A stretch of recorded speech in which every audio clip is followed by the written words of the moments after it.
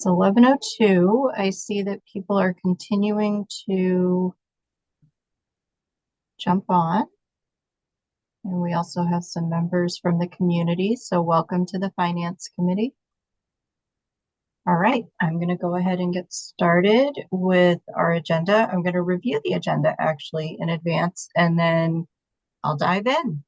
We'll start, before I review the agenda, we'll start with welcome and introduction. So I think I did just welcome everybody. My name is Deb Poulin. I am the Director of Clinical Services with the Office of Behavioral Health. I also serve as the treasurer for the MRC, and I chair this committee. And I will call on squares because I think that's easier. Pat? Morning, my name is Pat Kimball, and I'm the chair of the Maine Recovery Council. Welcome. Thank you. Paul? Hi, Paul Vinsel. I'm a physician member of the Maine Recovery Council. And Deb, will Daryl be taking minutes, or do you want me to continue doing that? I don't know how, now that we have a vice chair, I'm not sure how that works. It's a great question. Daryl? Good morning. My name is Daryl Stewart, and I'm the vice chair of the Finance Committee. And I'll take minutes today. Okay. Yep. Thanks. Thank you. And thank you for asking, Paul. And before we continue with introductions, I want to give Paul a huge thank you and a shout out for being the minute taker. Up until this point, your minutes have been wonderful, and I just really appreciate you. Thank you. Thank you very much. Tess? Hi, everyone. I'm Tess Parks, and I am the vice chair of the Maine Recovery Council. Thank you. Elizabeth? Hello, I am Elizabeth Fortier, and I am the coordinator for the Maine Recovery Council. Thank you. Chastity? Hi, everyone. Chastity Toole, Executive Director of the Maine Recovery Council. Thank you. And Maggie? Hi, everyone. I'm Maggie McLaughlin. I'm a member of the Maine Recovery Council, not a member of this committee, just listening in. Thanks. Thank you for being here. And again, welcome to everybody from the community. Thank you for being here and listening in on our committee. So in terms of the agenda review, I will present a budget and funding update to everyone. I also have some interesting bits or documents or spreadsheets that I'd like to share with you, just some follow-up on some things that I've been asked. I hope that you find it interesting and helpful. There is a contract update that I will share from Chastity, and it has to do with HRIA's contract. We had a question in the last Finance Committee meeting, and Chastity did some research and some follow-up, and so I have just a report out on that. Vendor support is a standing agenda item. I don't know if we have anything there, but I'll put a pin in that for when the time comes. And under other, I think some of the financial information that I'm going to present to you as part of the budget and funding updates actually kind of fall under the other category. And one of those also has to do with SSPs and the sustainability of SSPs until we get to a new RFP cycle. So with that, any questions on the agenda before I proceed? Okay. Let me start by sharing my screen. Always a good. Oh, I have sent a request to be able to share my screen. You should be good now. Let me know if you can't. Okay, thank you. And Reagan just joined. Do you want to just introduce yourself? We're just getting started. Hi, good morning. My name is Reagan LaRochelle. I don't know what else we're saying, but. So you're a member of the MRC. Great, yes. Thank you. All right, let's see if I can share now. It looks like I can. I'm hoping you're seeing my colorful spreadsheet. Okay, great. And now I can see you as well. I did highlight that this is a draft. I was unable to get the official reconciliation sheet from the OAGs for this month. So I will verify once I do get that reconciliation sheet that it comports with what I'm sharing with you today. However, our co-chair of this finance committee also has some ability to access some financial information that I don't have. So it's going to be a wonderful partnership, which allowed me to be able to present this to you. I'm quite confident it's going to be the same as what I see on the reconciliation sheet, but we'll go with this for now as a draft. So for the month of January, we had a beginning balance of almost 30 million. You'll see $29,926,047.71. Our beginning ledger balance was just over 30 million. We had 105,000, almost 106,000 in revenue coming in. And just to remind the committee, the revenue is the interest that is earned on our accounts. And we had just over 274,000 in expenses. Most of that was for contracts, which is great for our awardees. We did not run a variance. If you go to the right-hand side of the spreadsheet, and if I do talk fast, so if anyone needs me to slow down, just remind me. I get going sometimes and forget that I'm speaking quickly. Under the expense and revenue detail, what you will see is MRAP, which I think is MRAP, received 75,000. Wabanaki Public Health received 25,000. The Recovery Wellness Initiative received $40,466.62. Spurwink received 25,000, Coastal Recovery 75,000, and Needlepoint Sanctuary, that's 25,000. I'm sorry, I didn't fix my formatting. I was doing this a little later in the evening and probably was seeing stars at that point. So our total revenue, as I shared, was $105,618.62.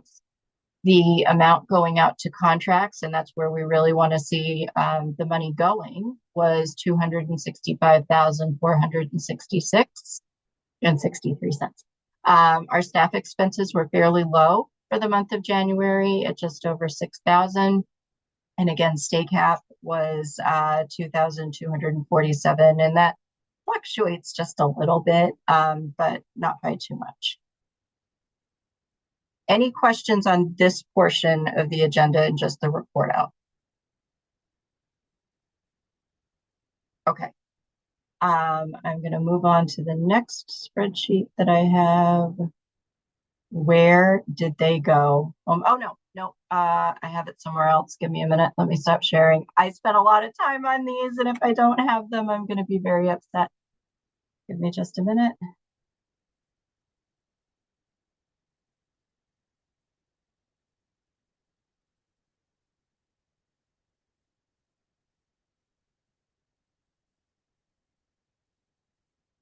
Okay, we're back in business.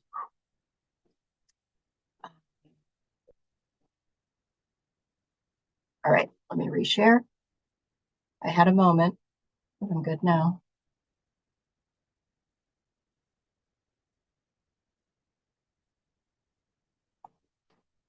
Are you seeing my screen again? You're not.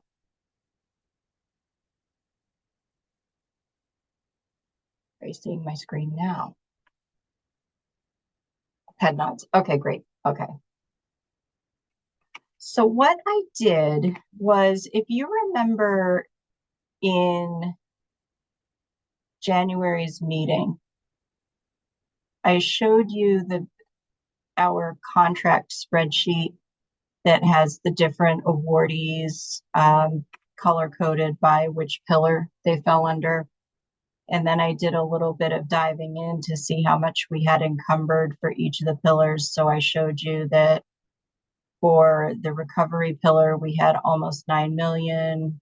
For planning, it was fairly small at 800,000. Is this all ringing a bell for those that, okay, great. So then I did this thing where I did a round number of obligated funds out as far as our contracts went. But it didn't break down in the way we really wanted or needed it to. It was still intended to be an overview. I have since, because there was a request, looked specifically at the recovery centers and the SSPs. And what you'll see, there we go.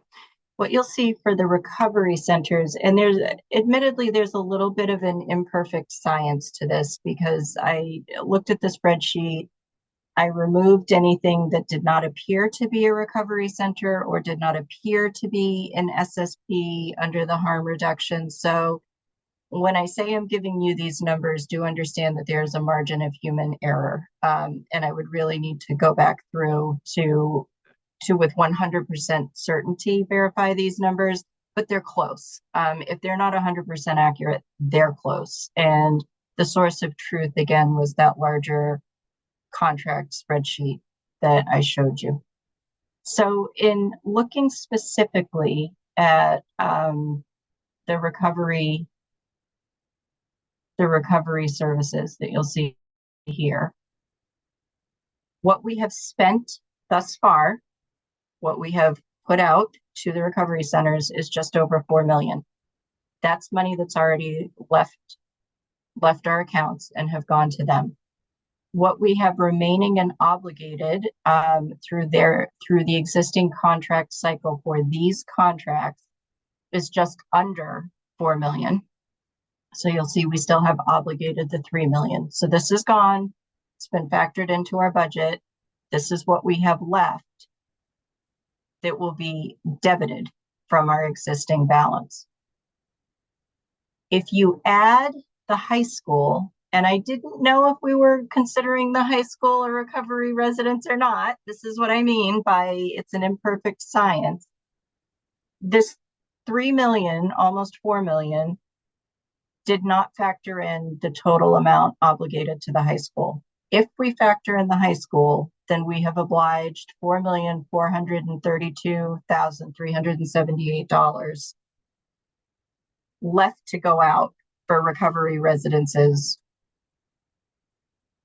that we've awarded. Am I making sense so far?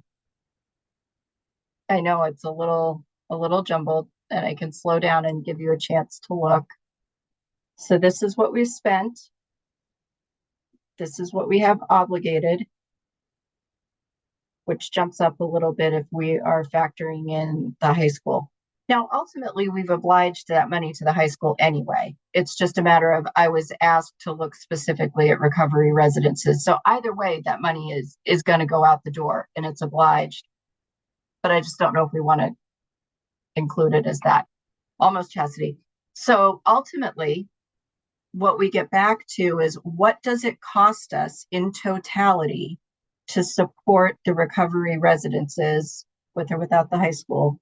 And you're talking about almost $9 million, which is what we saw last month. So if we were to just renew all of these contracts, theoretically, we're looking at about another 9 million. Some of the contracts are not going to be renewed based on what they are. You can anticipate that we won't have another ask, but some potentially would. Chastity?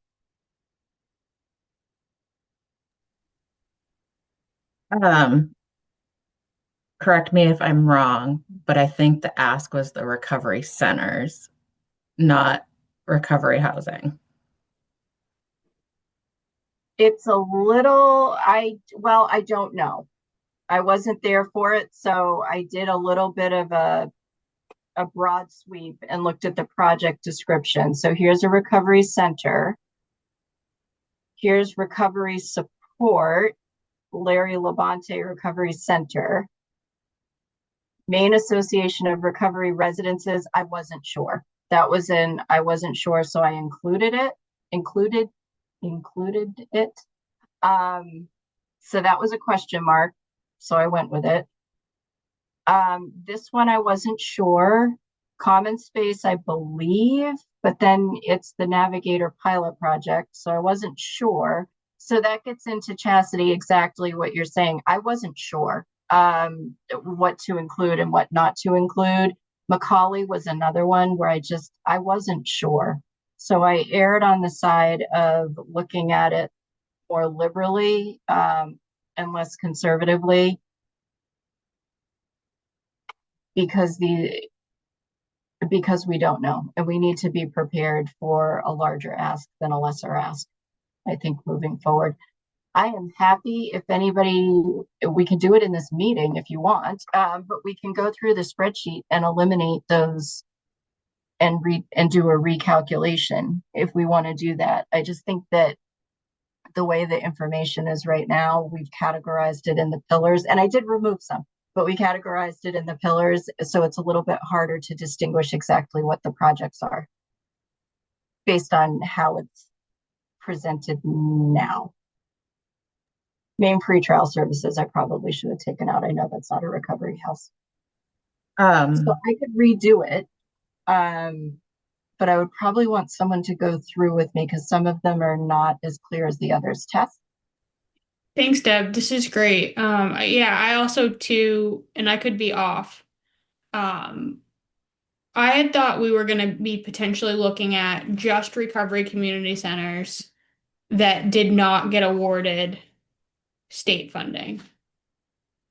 Is Okay, that wasn't something different? Yeah, I didn't quite get that in translation. So, yeah. Sorry. So are you saying, Tess, what I would want to do is go back to OBH and get the handful that were not awarded? Okay, I'm seeing two hands. Maggie? Can I interrupt Maggie first? Go for it, Chastity. Deb, I just forwarded you the presentation from the meeting. Okay. And I put together who those centers are, what they've requested from the state, and didn't fund, if they're receiving funds from us. So, or if you allow Elizabeth to share, if she could probably pull it right up. Or Elizabeth, if you want to share, sorry. Yeah, I have not had a chance to go back to the meeting. Admittedly, this has not been a good couple of weeks for me. So and from those ones not funded, we do have an update on a few of them that we can share when we get to that part, when people are ready. So that's helpful. I can also just take that information and represent at the next finance committee is also perfectly fine. But Elizabeth, if you want to share, and Maggie, go ahead. I think you're bringing up such a great point, Deb, and I do think there maybe is slight differences in all of our interpretation of the ask. So I hear like the ask is just for the gap with OBH. What wasn't funded by OBH is one analysis. Another analysis being kind of taking an assumption of the historical ask and projecting it just as a one-off, like if we were to just give everybody what they had asked for. And then I think to complicate things, what I was imagining was almost a separate ask, which was if we were to flat fund, or you could have a percent equity, but roughly like treat them similarly to how we treat SSPs, in the sense of a flat funding amount that goes out on a reliable basis, not on a renewal basis for not that SSPs can have reliable funding, but it's something that we did, a certain amount to every SSP in the state. And so I think what my curiosity was if the Recovery Council were to say do 75,000 to every recovery center in the state and make a commitment that barring performance issues, that would continue for 10 years or something like that, 5 years with a renewable for 5 years, what that would do to the overall pipeline as we continue that, in the sense of we're rather unique in that we can provide some stability that maybe other funding sources couldn't. And so it would be worth running the financial analysis to see what that stability would look like, and recognizing that doesn't preclude them from applying for other additional funding and other purposes, but just to see, can we even afford to do that as a Recovery Council on a longer term pipeline? So there's 3 asks there. I don't know if we can, it's a lot. And you've been doing such a good job crunching this down. So I don't know what would be most helpful if we narrow those asks or if all of those are biteable. And I think they're biteable. I think they're biteable. I just needed some clarity on that. And some of it is because I wasn't at the meeting and didn't have a chance to review the materials. So I can do that. Thank you. The one thing that I just want to continue to reiterate to the committee, and it can go over to the council, is anytime we consider ongoing flat funding, not that I'm opposed to it, but anytime we consider it, at some point there will be a funding cliff, because at some point the money is going to be gone. And so if we become that ongoing funding source for 6 or 8 years, there's going to be a little bit of a fuzzy memory around, let me stop sharing so Elizabeth comes up. At some point, the money's going to be gone, and then they may not have an alternative. And it's not that we shouldn't do it, but it's something that I just want to keep at the forefront of everyone's mind, because that can be devastating to a community and devastating to the providers and otherwise. So, Pat. So first, Debbie, it must have been hard when you weren't in part of this lengthy conversation. So this is really good considering you missed, again, everyone, has to miss a meeting and it happens, but I really appreciate how you're bringing it out. For me, the initial ask was the emergence of some of these centers closing. And so that was the sense that I was getting from most part was, what can we do so these centers don't close? And so that's where we started. And we started at that point of who didn't get funded in the last RFP. The problem with giving everybody the same, it isn't an equal playing field. So there are centers that are, I wouldn't use the word rich, but I would use are appropriately funded. They have the means, they have the funds. Giving them the money, I'm sure, would be joyful, but probably not necessary. So that's the issue with if all funding was equal for centers, that'd be one thing. And I'm going to say this, and I know I'm public when I say it. Portland Recovery Center is in a whole different financial situation than peer-to-peer counseling, than peer-to-peer center. So again, I think we have to look at that. But my thing was, and again, people can correct me, my interpretation was there are centers here that are going to close in very rural areas, particularly the one that the council invested a great deal of their money on in Sangerville. And so that was where I was going with looking at how much money do we have? How can we put this out? And I think programs and grants are going to talk about that. But even when program and grants talks about it, they got to know the number. Because program and grants come up with some great ideas, but unless they know how much money can we afford to give out, so that's why it's here in finance. I hope that clears things a little, but that was my interpretation. It helps a lot. Thank you. Tess? Thank you, Pat. Thank you, Deb. Thanks, Maggie. I really like this discussion, and I just wanted to piggyback off of you, Deb, because I think that is a important point to talk about longer term sustainability. And we know that a few centers have closed, many are at risk of closing. And when I look at many of the centers, and this isn't true for all, but many of the centers that did get the RFP award have been established for some time. And we've talked about at length, so I won't repeat everything of why it takes time. So I think when my support for something like this probably wouldn't necessarily be, indefinitely, but having even like a shorter term, 2-year, X number of years, it could give many centers a real shot, a fighting chance, whether that's, building fundraising relationships.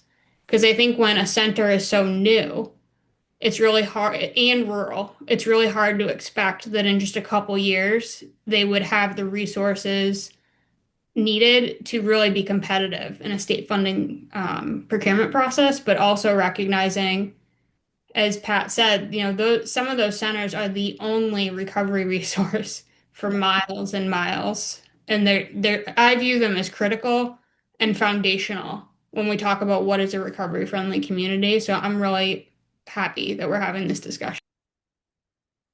Thank you, Tess. I think that everything you said is spot on. I think that there are a lot of, not just at the MRC, but in the grant world in particular, in the contract world, there's not a lot of room for the ramp up and what it takes to get started and what it takes to stabilize. And I think, a lot of what I'm taking away from what you're saying is we're helping to support that stabilization period, and we're helping to support them to get to a place where they can engage in more fundraising, more all sorts of things. And so no, I think that those are all points well taken. And I think, you know, as we go further,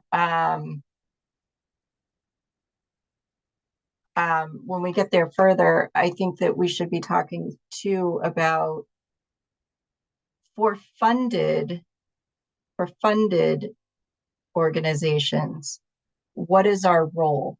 Should we be focused more on the unfunded or the underfunded? And just more riffing off of Pat's point, they're not funded the same. And it might be an awesome project, but is that where we want to spend our money, or do we need the money to support those that might be? And these are bigger MRC discussions, but I think they're all relevant just in terms of how we intend to use our funds. All right. I do see the center's not awarded. I'll go back and I'll rework some of this so that I can, excuse me, I keep losing my voice, so that I can give you a better sense now that I have a better understanding of the ask. So I think that I'll also run into the same issue with SSPs, but I know I'll show you what I did. And then very similar to this, and Chastity can add, I think she's got some more information about SSPs. And then if you want to clarify your ask, I can go back and rework again. And then I've got some other stuff too. Okay, so the SSP spend summary, I took it very literally, and that is so far for SSPs alone. And I wasn't sure, again, I ran into I don't know to include it or not include it.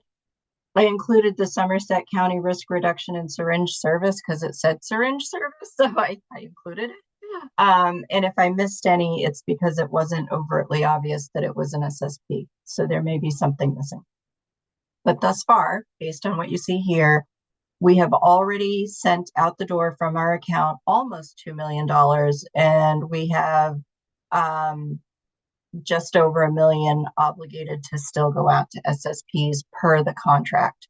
So when you start to think about what we still have to go, just in these two pillars alone, you've got call it 4,500,000 and make that 6,700,000. So that's just in those two pillars. So if we go back to our budget, and we know that right now we're working with 29 million, we can automatically shave off about 7 million still to go for these two services. And that's how I'm going to get to that place of what we are going to have left to work with our budget, which brings me to the next, which is I've talked a little bit about really wanting and needing an operational budget. And I think it should be an annual operational budget. And when I think about the big categories, this is what I'm thinking about. We have to account for what we're going to annually spend on staff, to include salaries, increases, because increases are really important, travel, and for staff, miscellaneous expenses too, like trainings, like conferences, like any miscellaneous. You've got to have a little bit of a miscellaneous fund. So there's a whole category of staff, and then there's the rest of it. Annually, we really need to think about miscellaneous funds from our C operations. Like we're talking about hiring a facilitator. We want to just make sure that, and that's just an example, but we want to make sure that we have that miscellaneous fund for those unanticipated costs. We want to think about what we have for a balance, and I'm working on that, what we have for a balance, so that we know annually what we want to obligate to new grant awards, so new proposals coming in, what we want to allocate for contract renewals. So these would be existing funded contracts seeking sustainability funds, which links back to conversations around the SSP and the Recovery Center. So we know now that we've issued awards that we're going to have new awards, but we're also going to have others coming back, whether it's through a new proposal, but really it's just an extension of what they're already doing. So how much do we want to allocate to that? How much we want to allocate to emergency funding requests, because that's another side topic that's happening. We're going to need to budget for a fiduciary to manage the emergency funding requests if that's the direction the MRC wants to go in. And then allocated funds for off-cycle requests, which is also something. So until we know in terms of our buckets of what we want to allocate for this, it's pretty hard to operate. And I ask you to take a look at this and let me know what I'm missing. This was sort of back of the napkin. This is my straw budget structure. It's not as complicated as some of the others. I'm not talking about rent and lights and taxes and things like that, but these are the big buckets that we really need to know what we're working with. Deb, are you presenting something right now? Because we can't see any. Sorry. Yes, I am. I told you to interrupt me. You're being too polite.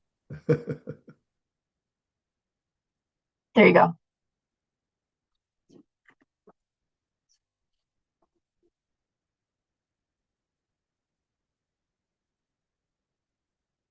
Chastity, do we have expenses that come out of the AG's office that we're charged with on a monthly basis?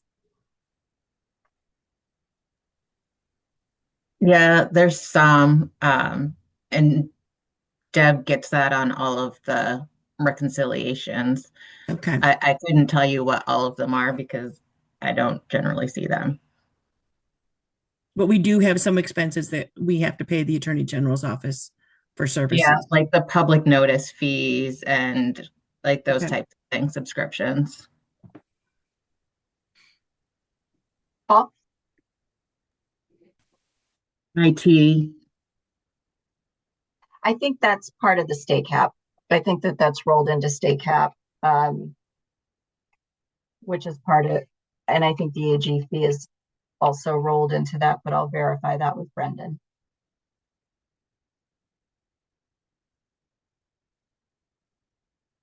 Or Daryl, if you know.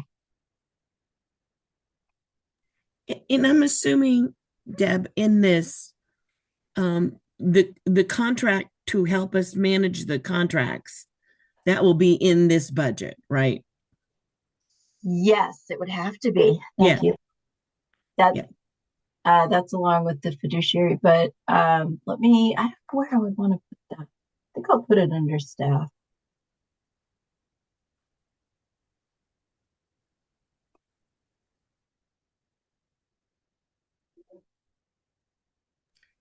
And the only expense that the And that's PCP council now, right? itself has is mileage. So that would be included, I'm assuming, in travel. Yes. Yeah. I was thinking travel could be anything from mileage, plane tickets if there's a conference, anything related to travel. But if you want me to if you think it's cleaner to separate travel from mileage, I can easily No, I do think that. that's fine. Okay.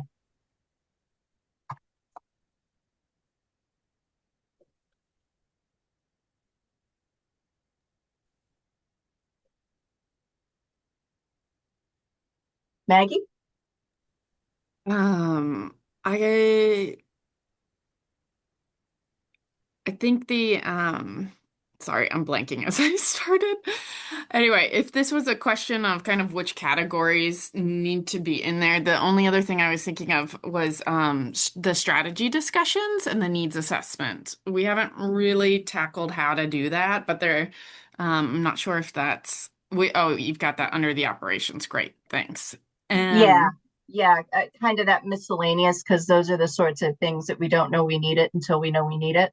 Yeah. Great. Yeah. And I think if we add in the needs assessment in that bucket, then maybe we can also tackle that in a more predictable manner.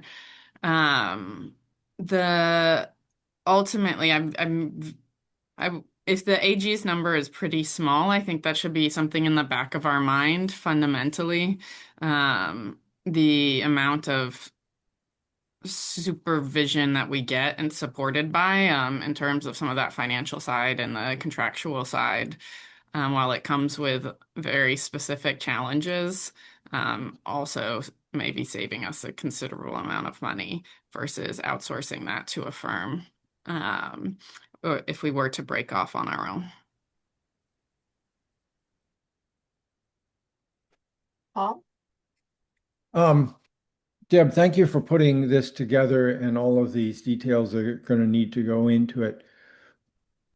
I think that the Recovery Council and the Program and Grants Committee are really interested. We want to come up with some ideas on emergency funding or off-cycle requests, but can't really do that because we don't know how much money of the almost $30 million that we have is currently obligated. That's what I'm working on, and that's where you start to see right now. And I only did it for recovery, and I did it for SSPs, not specifically all of harm reduction. But that's where I started to say we've got about, just in those two pillars, close to 7 million. Right. And that's just those two pillars. So we can shave that off the top right away. So I'll be working on that for the next meeting, where I do that with all of our categories to figure out what's out the door, what we have left to go out the door and is obliged and encumbered thus far. And that will help us to work through those other buckets. So in the next meeting, ideally, I'll have some soft numbers in these different categories. I don't know what a fiduciary is going to cost. I don't know. I don't know what the MRC is going to want to obligate to new grants versus sustainability or otherwise, but I can put some figures in just as a kind of as a launch pad, not necessarily so much as a recommendation, but as much as a conversation starter. And I've got some information around staff, so I can do some soft numbers for that too. And Deb, just a reminder, I'm assuming it's in there. There is the school funding that we can't touch. Yeah. I need to understand. Yes, it's there. I haven't quite figured out how Ben had structured that. I couldn't follow his spreadsheet, but I know it's 3%, I believe, of the entire fund. So I think maybe,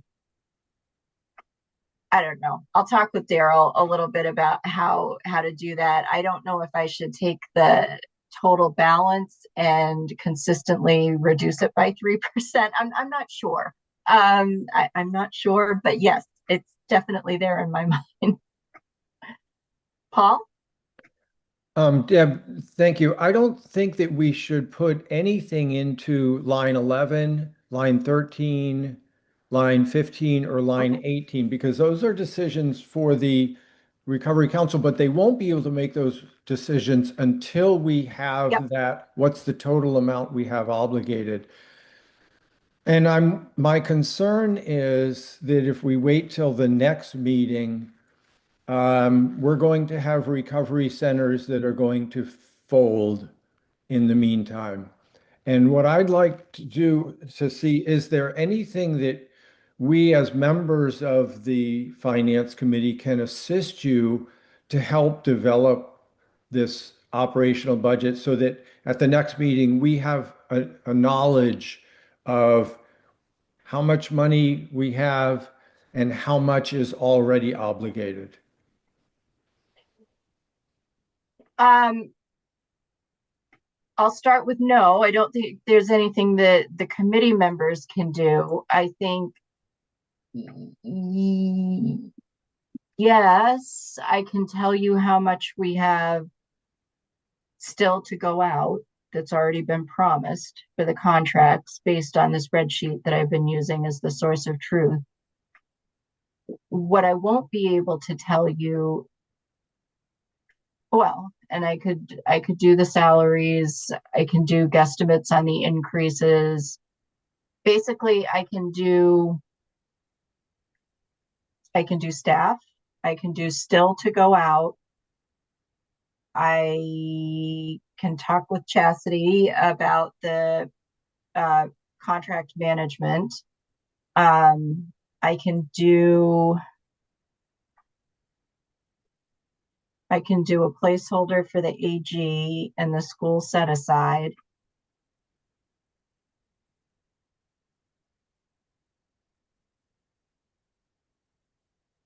But that's about what I can do. I mean, that's about what I'll be able to present to the committee. And again, I don't think it's answering the total question, because even without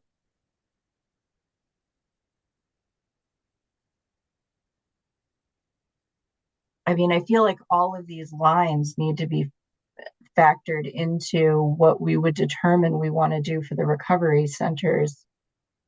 I don't know if we want to consider, and I don't want them to close. Let me start with that. It might behoove the recovery council as a whole to consider, to go off of a little bit of what Maggie was saying and a little bit of what the program and grants is grappling with, is do we want to release some emergency funding in the form of a flat fund to each of those unfunded that was on the slide to bridge some time? Because one of the things that the MRC is not yet prepared to do is pivot quickly. And so how do we do this as quickly as we can? And I think voting on a flat fund as a bridge, emergency funding bridge, I'm not saying that would be all that we're doing, but it would keep them afloat while we continue to get our operations in order. And it could be in the form of a contract extension, which is much easier than developing new contracts. Speaking from the state operations point, it's a contract amendment is what it is, as opposed to a new contract. Contract amendments can go pretty quickly, where you add funds. When you start to talk about new contracts, it gets more difficult. I don't know how that resonates with everyone here. And again, I think it has to be a full council vote. And I'm not even suggesting a dollar amount, but it's probably the easiest way to buy some time and also support them. Tess? Thanks, Deb, and thank you, Paul. Yeah, for context, I know, Deb, you weren't able to be at the last meeting. I think some of the group consensus was, okay, let's look at what the options are for the recovery centers. There's a few on the table, one of them being the one you just described, a flat bridge for those that weren't funded. So I think, and anyone else, please feel free to chime in. The goal, given the time crunch, would be for finance to have some information that program and grants can use. I believe their meeting is Tuesday. And I won't have it by then. I'm sorry. I didn't know, and I won't. I am out of state as of tomorrow, and I'm not coming back until Wednesday. I'm just being honest. No, I appreciate that. Yeah. So I think with some goal of us being able to, as a full council at our meeting in March, having some information or recommendations from finance / program and grants to move in a direction, pointing out that there will be a period of time towards the end of the fiscal year where we're not able to enter new contracts. And then also recognizing the longer it goes out, more centers, as Paul mentioned, will likely, they're just going to run out of funds. Yeah, no, I think when you're talking about the number of, sorry, this has not been a good couple of weeks for me. When you're talking about the number of recovery centers that you're looking at to fund, unless you're talking about sending $1 million to each of them, which I don't think you are, I am confident that there is enough money to do a bridge, no matter what that bridge is. I think you want it. Well, actually, am I still sharing? Let me show you. We had talked about, I skipped over the SSP detailed conversation for the moment. We had talked about a calendar and how we would operate. And so I had done this shortly after, but if you look at, I had talked about quarters, but then it didn't make sense. Essentially, because of that time of year where it's difficult to get contracts out and otherwise, I had put something together for consideration, not because this is meant to be final or anything, but for the months of January, February, and March, we would be doing the budget prep and the allocation planning, which is essentially what I'm working on right now. April and May, we would be preparing and releasing RFPs. And in April and May, we could also accept off-cycle requests when we finally get to that point of being able to do that. For June and July, we'd be scoring proposals and issuing notices of award. And for August, September, and October, we would be engaged in that contract development and encumbrance. I have June and July as scoring proposals and issuing notices of award because that's really a time where it's difficult for the state to do anything. And that speaks to that blackout period that Brendan always talks to us about. So I basically have June through October as a blackout period for emergency and off-cycle requests, because we're actually going to need that time to process the new awards, to process the new contracts. And it's not a time where we're resource rich or have the ability to do a lot for off-cycle and emergency, but hold that. And then November and December is that period of stabilization and off-cycle requests again. So we have 4 months where we accept off-cycle requests, and emergency requests we can, well, under my suggestions, and some of this work is already being tackled by program and grants, but my suggestions are set a threshold for emergency funding requests of 10,000, 25,000, whatever it needs to be, and maintain a blackout period from June to October due to resource constraints until a fiduciary is hired if MRC chooses to hire a fiduciary. If we hire a fiduciary to manage emergency requests, then we don't have a blackout period for those because we have somebody else doing it. Until that time, I think we have to be very careful about that, because if it's an emergency and we can't process it quickly, we may as well not have it. So it's almost like a false promise if we're going to make them wait 6 months. So we really need to have it open at times when we can respond quickly. And I also suggested limiting off-cycle requests to April, May, November, and December due to resource constraints and time needed to vet off-cycle proposals, to approve them through the committee, and to draft and encumber contracts, because an off-cycle request, unless it's a contract amendment, is going to require a lot of additional work, and that wouldn't be handled by the fiduciary, and that's us. And we have to be realistic about what we can actually do. And off-cycle proposals are also not emergency. That's different. Based on the conversations that we had, emergency is I'm going to close, I'm losing payroll. Off-cycle request is something's popped up that's great, but we need funding. Pat. Get my mute up. This is fabulous. And I think program and grants could really, when you see this laid out like this, it makes total sense for workload. It's really about the council and the way they manage their workload. And I think if we can get this information to program and grants, it helps them to develop their plan for either, the small grants or the emerging funds ones. But I don't know how anybody else feels, but I think this kind of information will be very valuable for program and grants to see. Thank you. And maybe, and I'm not married to this, they might want to make some changes or some tweaks, but I just felt like, can we have a visual? Can we have some structure to what we're trying to accomplish? Because we talk a lot in theoretically we could do this, but we don't really talk about this is what we're actually going to do.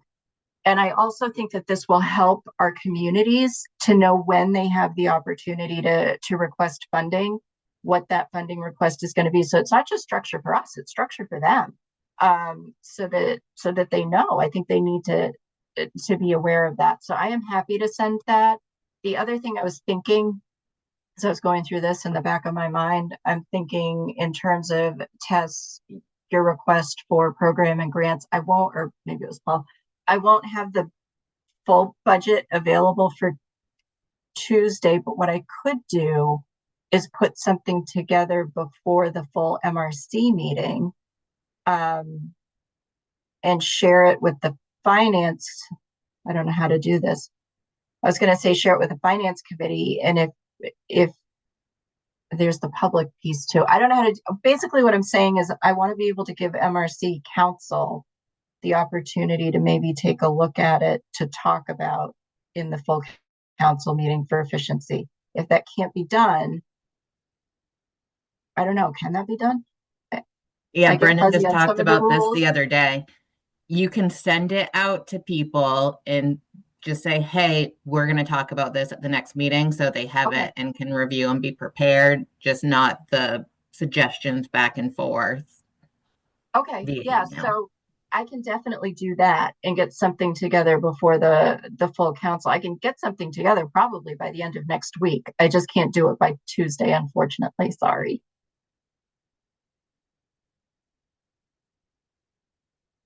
Does that sound, is that still going to be helpful or useful? Oh, I think so. Okay, I'll do that. I can definitely do that. All right. It's 11:53. That's a lot of information to process. I know that my takeaways are to go back to the recovery centers specifically. There are 3 asks. I know that I need to develop the budget and determine what's been encumbered. My disclaimer is always based on the contract spreadsheet that I have. That's my source of truth. And put together some placeholder numbers for the other operational aspects that aren't specifically what we as a council want to allocate.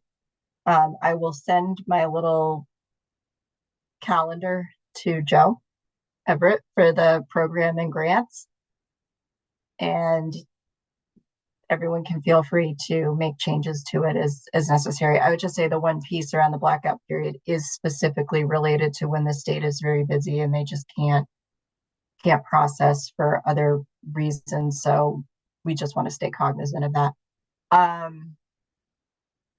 Do we want to go back to the SSPs? Chastity, you had some information that you wanted to share. I think the SSPs aren't as emergent right now as the recovery centers, but just updates broadly on both so people know. On the recovery centers, of those 8 that are listed as not funded, there were 2 that it was questionable if they were still open. I reached out to them.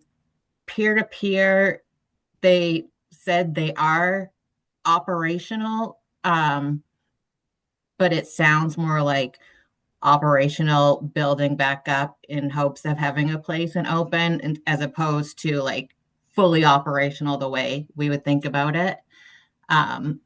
So that's not necessarily as urgent because I don't know how we work with that. They don't have a board or anything yet or a building.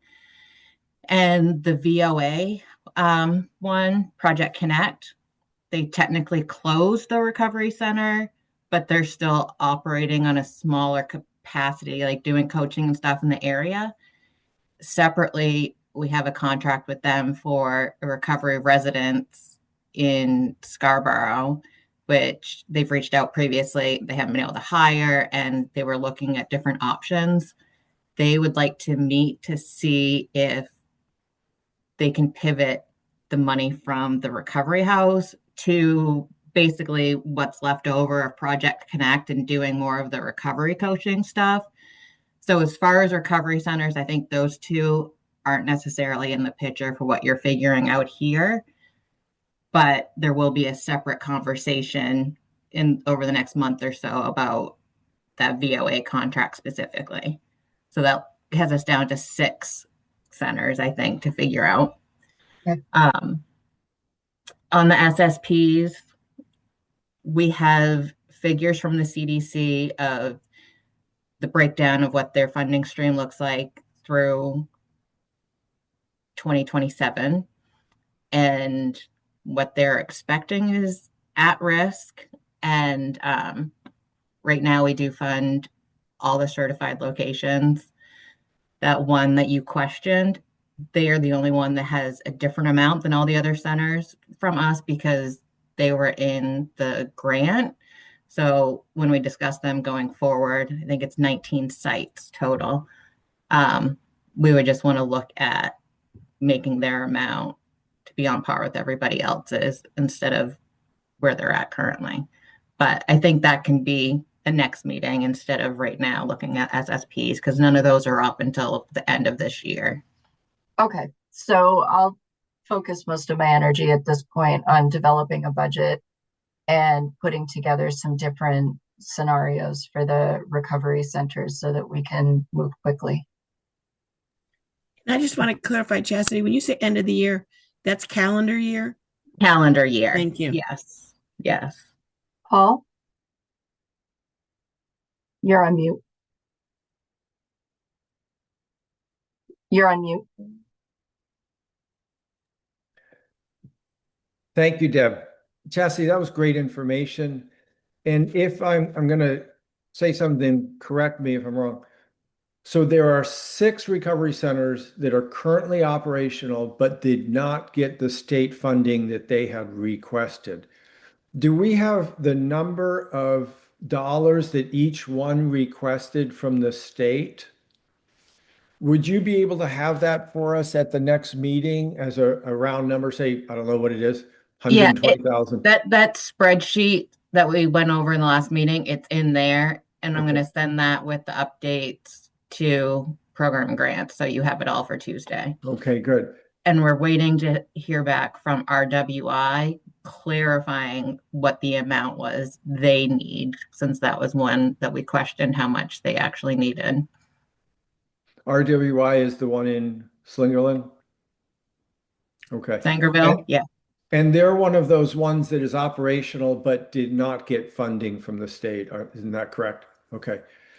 So if we have that number, and then we have the number of how much we currently, as an MRC, have obligated in other contracts, we might be able to, at that next meeting, say, I'll just put it out there.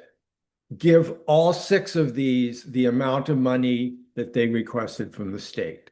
You know, that's just a thought.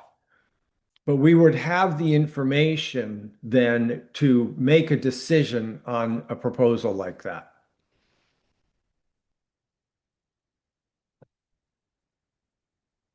Does that sound correct, that we would have the information to make that to decide on something like that?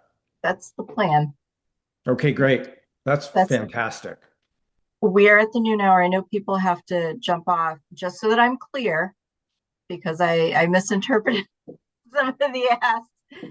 When I talk about in this budget that I'm going to put together, and I'm figuring out what we have obligated for the budget, I'm not separating out any of the services. It is literally, we have obligated to our communities this amount of money, which is going to bring our budget, our beginning ledger balance down by this. I just want to be very, very clear. So that, okay. Yeah, I think that's the money. That's the number I'm looking for. Okay. And that's what I think is going to be the most useful and helpful. And Deb, I do want to say, if I would imagine this takes a lot of time. And if you want to send out some work for me to do to crunch some numbers, I'm not an accountant or anything, but please feel free to do that. Thank you, Paul. What I might do is, and we have Daryl now too, and he is an accountant. He's a financial expert, unlike myself, and has been tremendously helpful. It's actually not that hard. It is time consuming, and especially if I don't understand some of the areas where it gets a little difficult. And I shared with Daryl is some of the projecting out when you think about the decreasing amounts that might come in. And that does change when we learn that we're going to get more money from some of the smaller settlements. And it's a little bit imperfect. It's not straightforward budgeting by any stretch, but it's okay. It's okay. And I may take you up on more of that, Paul. I appreciate it. And this just hasn't, the past couple of weeks have not gone according to plan. Yeah. I've had some things, but we're getting to the other side of it. And I think I should be a little bit more organized next time. Thank you for your patience. Deb, even if you watched the meeting was a little confusing. So that's very gracious of you. It might not be worth your time for you. You're doing great. Yeah, this was still so helpful. It's a face-saving way out, and I appreciate it. Thank you. I'll take it. All right. Since we're out of time, I'll revisit Chastity's shore up on one of the budget sheets and a contract that went out. I think it's important to report out, so I'll just carry it over to the next meeting. It's not urgent, but I do think I just want to close the loop. And I will start doing my homework, and I will see you at the Recovery Council. All right. Take care, and thank you as always. Great meeting. Thank you. Thank you. Thank you. Take care.